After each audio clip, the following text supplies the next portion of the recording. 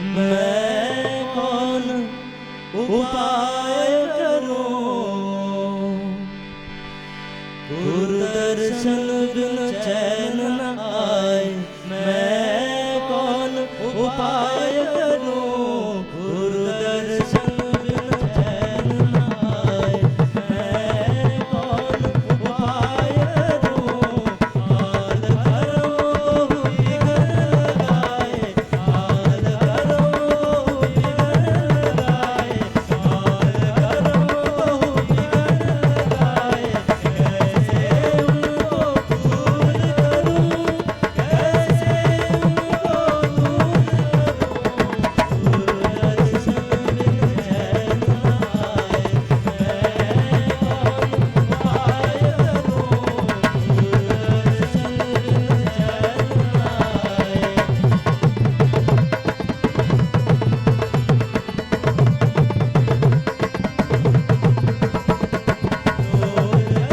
कोई पीस न जावे, कोई पीस न जावे। अब चरण में विनय करूं, अब चरण में विनय करूं, गुरुदर्शन बिन चैन न आए। मैं कौन उपाय करूं, गुरुदर्शन बिन चैन न आए। मेरे मालिक जगत के नाथ, उन्हीं दयाल का चरण पकड़ ले। उन्हीं दयाल का चरण पकड़ ले। काल करना घात, मेरे मालिक जगत के नाथ, मेरे मालिक जगत के नाथ। सुनो रे भाई, मेरे मालिक जगत के नाथ।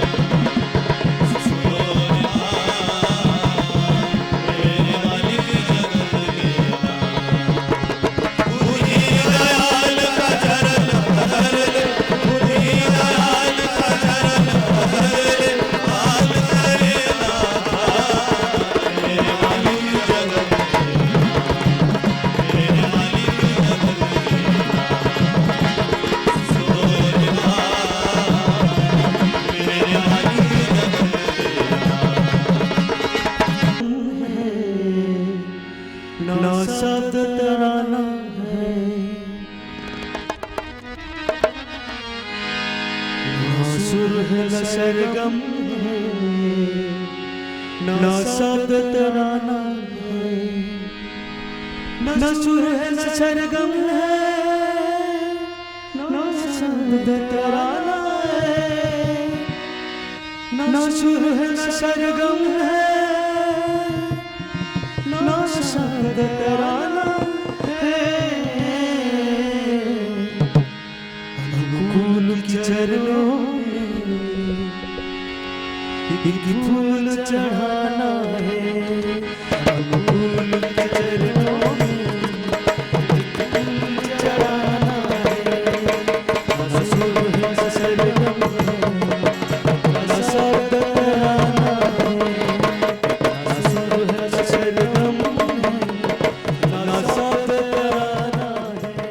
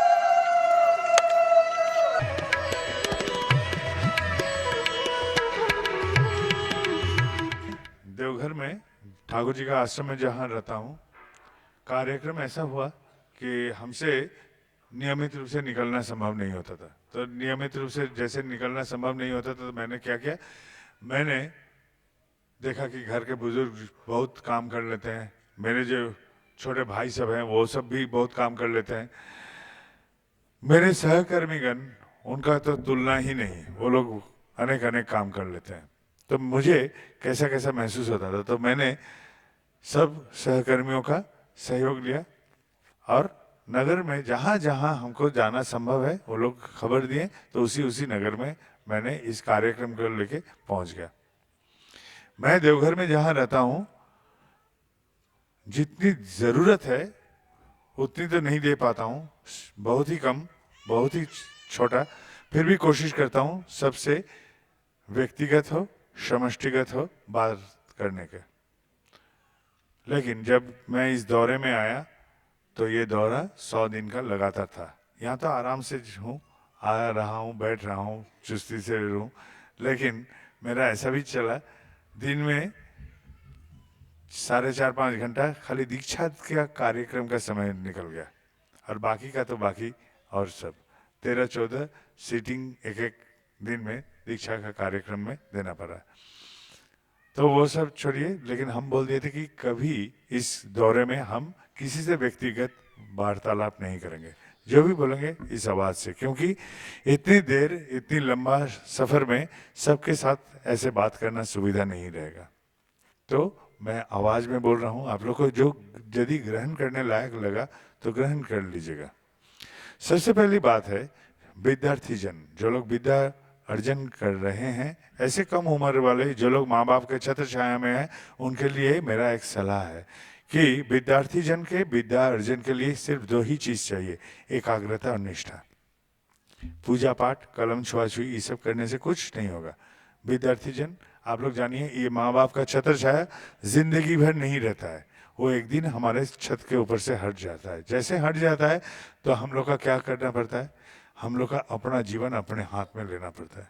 इसलिए माँ बाप का छत्र छाया में हम लोग का एक ही कर्तव्य होता है कि अपना पेट और परिवार पालने के लिए कोई विद्या अर्जन कर लेना। विद्या अर्जन के लिए आनंद के साथ यदि हम विद्या अर्जन करते हैं तो हम एकाग्र हो पाते हैं। और निष्ठा के बारे में ठाकुर जी बोल रहे हैं, निश्चय से लगे रहेगा, मतलब एकाएक लगे रहना जब तक ना फल का उदय हो। तो विद्या अर्जन के लिए यही 2 चीज़ हम लोग को जरूरी होता है। आप नाच सीखिए, गाना सीखिए, खेलकूद सीखिए, पढ़ाई सीखिए, कृषि कार्य सीखिए, हाथ का कोई कार्यक्रम सीखिए, कुछ भी सीखिए, लेकिन आनंद के साथ। यही मैं करने वाला। और एक बात है, कोई ज़्यादा खेल लेते हैं और समय बर्बाद करते हैं। खेलिए उतना भर जितना भर खेलने से शरीर तंदुरुस्त रहता है, लेकिन क्रिकेट खेल के मैदान में सिर्फ 11 उतरते हैं, तो कर्म संस्थान में 11 है। तो आपको यदि मैदान में उतरना है तो आपको बहुत सारे पापड़ बेलना पड़ेगा। वो त्याग, वो क्षमता आप में हो तभी आप उतना दूर कोशिश कीजिए। यही मेरा सलाह रहे। अब जो लोग का विद्या अर्जन हो चुका है वो लोग क्या करते हैं, जिंदगी के दूसरी चरण में पहुंचते हैं। क्या है, जो लोग नौकरी के तलाश में हैं, नौकरी के तलाश वाले 2 तला में चढ़ रहे हैं। दो तला में चढ़ने के लिए हम कूद के नहीं चढ़ते हैं, सीढ़ी पर सीढ़ी चढ़ के उठते हैं।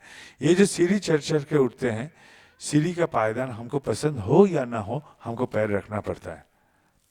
और जो लोग नौकरी के तलाश में हैं उन लोग के लिए सलाह है कि आपका विद्या कभी भी कुछ भी हो सके, लेकिन आपका कम काम जो मिल रहा है वो कम हुआ तो आप ले लीजिए। मैं यही कह रहा हूँ कि उसको मत छोड़िए। वो है वो सीढ़ी का पायदान जिसको पैर रख के आप दूसरे से तीसरे से चौथा, ऐसा करके आप मंजिल तक पहुंचिएगा।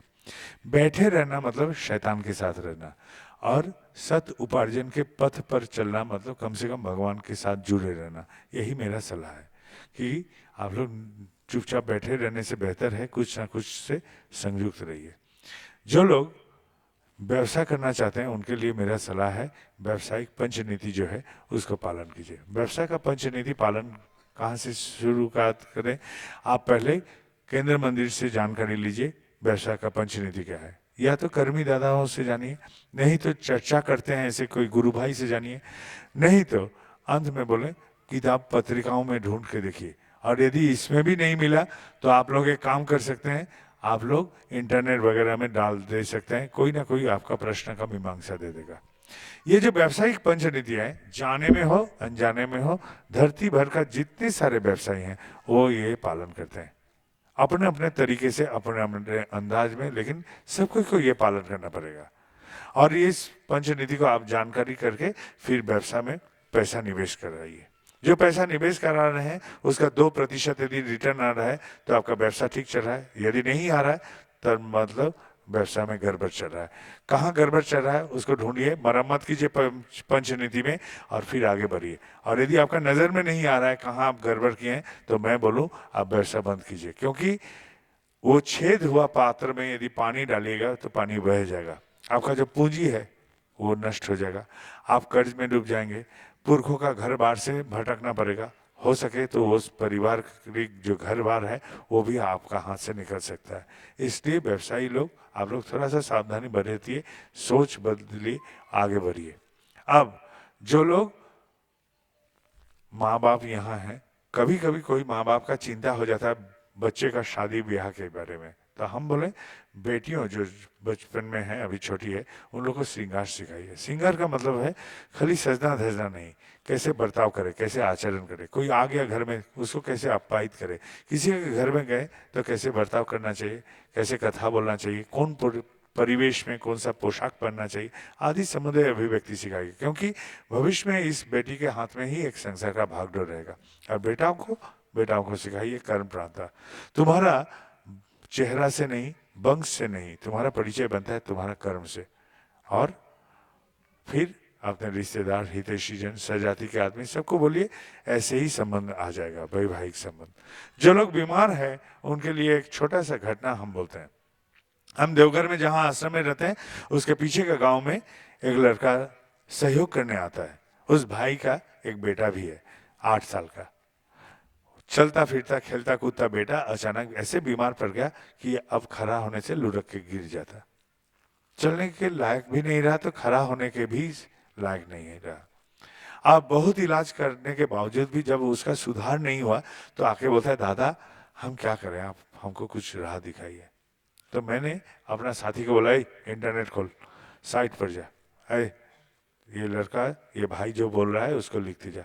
हम बोले सारे का सारा सिम्टम जो जो होता है, जैसा जैसा होता है बोलते जा, वही लिखते गया। उससे एक रोग का निर्णय करवाया गया इंटरनेट ने।